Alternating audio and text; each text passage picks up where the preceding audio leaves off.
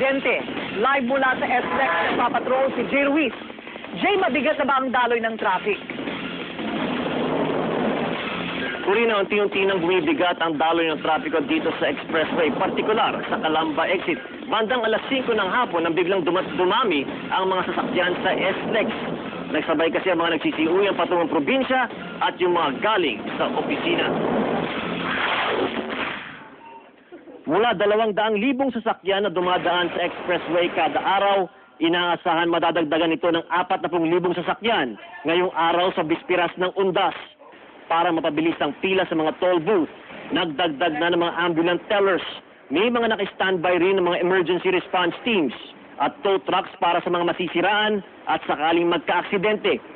Sa North Luzon Expressway naman, pinasinayaan ng bagong traffic control room. Nagdagdag at nag-upgrade ng mga CCTV camera na pwedeng makita sa internet. Nagdagdag din ng mga variable message signs at emergency roadside telephone system upang makatulong sa mga motoristang dumadaan sa expressway. Kanina nag-ikot naman sa mga expressway ang hepe ng Tollway Regulatory Board para tiyakin handa ang lahat para sa pagdagsa ng mga motorista. We're trying our best to make sure na lang that the toll plazas are sufficiently manned by extra toll tellers. Muli namang paalala ng mga toll operators, tiyaking maayos sa mga sasakyan bago bumiyahe at maging maingat sa pagmamaneho. Mahigpit din ang speed limit sa mga expressway. 100 kilometers per hour para sa mga kotse, SUV at jeep. 80 kilometers per hour naman sa mga bus at truck sa SLEX. Minimum na 60 at maximum na 100 kilometers per hour naman ang speed limit sa mga dumadaan ng NLEX.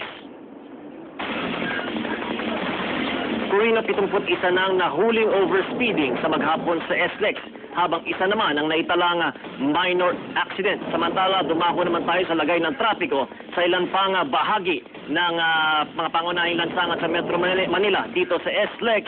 Bahagyang nagkakaroon ng build-up sa Calamba exit, habang sa North Luzon Expressway naman, fast-moving sa north at southbound lanes at may konting build-up lamang sa Balintawak toll exit.